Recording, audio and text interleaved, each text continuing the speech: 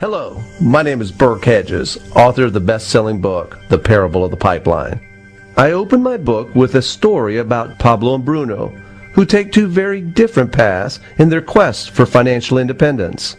What you're about to see is the delightful animated story of their adventure. So, sit back, relax, and enjoy the life-changing lessons in The Parable of the Pipeline.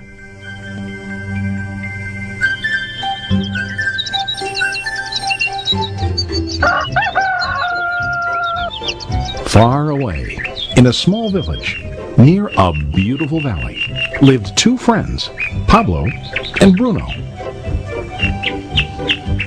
They were both young and dreamed of a better life for themselves.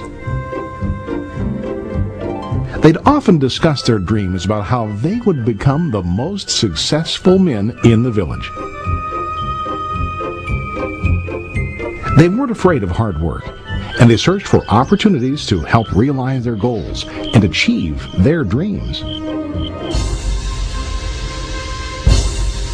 One day, an opportunity presented itself.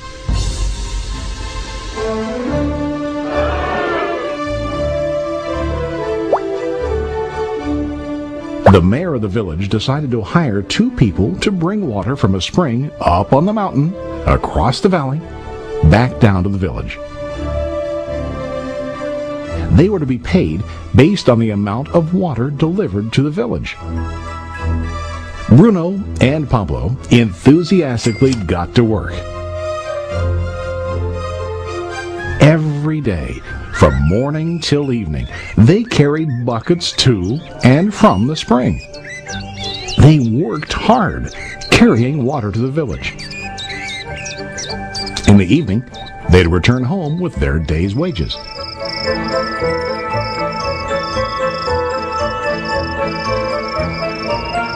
Bruno was satisfied with his work and the money he earned. He was sure that with this work he could achieve his dreams. Bruno thought that to increase his wages he could use bigger buckets to bring more water each trip.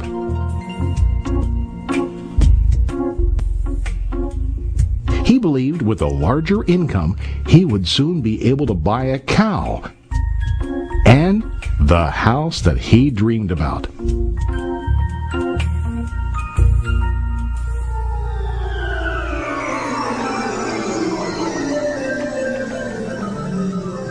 Now Pablo was not satisfied. At the end of the day, his back and hands ached, and he was exhausted. He was looking for an easier way to earn more. One day an idea occurred to Pablo. He imagined building a pipeline to deliver the water from the mountain spring to the village. With this pipeline, he could get more water to the village without carrying buckets back and forth from the spring to the village. Soon, he got very excited about his idea and began to plan. Pablo, of course, shared his idea with his friend Bruno and asked him to join with him to work on and help build the pipeline. Bruno thought the idea was crazy. All Bruno could think about was what his money could buy today and how to get it quicker. He felt that building a pipeline would slow him down and delay him in achieving his goals. Instead, Bruno got bigger buckets and went more often back and forth, fetching water. He was sure that with this method, he could make more money. Pablo decided to build the pipeline on his own. He understood that it would not be easy to build, and it would take time to complete the pipeline. Pablo knew that it could take several years to finish, but he set his mind on his goal. Every day he worked and carried water like before. But on weekends and during his spare time, he worked hard to dig in the rocky soil and build his pipeline. In the first month, there was little to show for his work.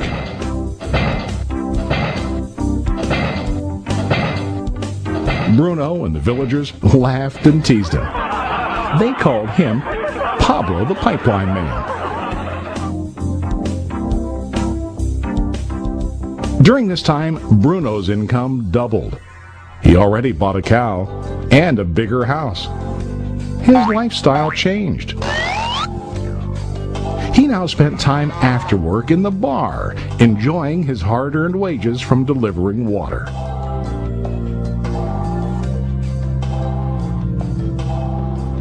What Bruno didn't realize was that his body was starting to stoop from carrying the heavy buckets every day.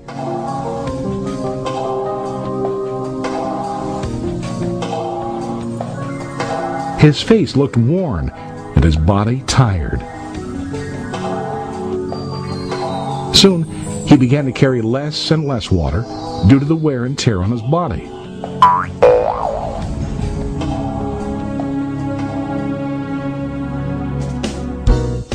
Month after month, Pablo worked. Soon a year passed, and then a second year. Finally, Pablo finished his pipeline. He now used his pipeline to deliver water to the village instead of carrying buckets. Pablo was now earning more money than ever before. The water continued flowing to the village, while Pablo wasn't working. While he slept and ate, the water flowed. Pablo was happy and proud of his insight, persistence, and hard work.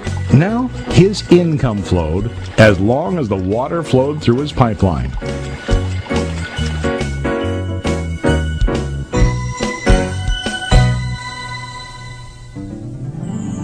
The story of Bruno and Pablo is a reflection of life. Their jobs symbolize what most people do to earn money. Bruno gets his money using buckets. He goes back and forth, carrying his buckets from the spring to the village in exchange for money. To increase his income, he either has to go more frequently to the spring or to use larger buckets. It's common in real life to increase our income by working harder. For example, working overtime or getting a second job. We also increase the size of our buckets by accepting a higher paying position, which often includes spending more time on the job. Most of us exchange time for money like Bruno. We know that every person has only 24 hours in the day and that it's not possible to use all our time to work. The most difficult time comes when we can no longer exchange time for money due to age, health, or other reasons. Then, our income stops. Now let's review what Pablo did. Very wisely, Pablo did not exchange all of his time for a limited income, but he used some of his time to build a pipeline. He knew that the pipeline would bring ongoing income as long as the water flowed. An ongoing income that multiplied the time he worked each day. Pablo knew that someday, maybe because of age or health, he would no longer be able to exchange his available time for money. Pablo knew that if he could make his idea of a pipeline work, then he only has to do the hard work of building the pipeline. After the pipeline was completed, Pablo was able to monitor and maintain the flow of water to ensure that his income will continue. Pablo has shown us that to earn an income, we don't always have to directly exchange time for money. There really are better ways. How about you? Are you still like Bruno, who directly exchanges time for money? Or do you want to be like Pablo, building and maintaining a pipeline for ongoing income? If you are interested in the idea of building your own pipeline,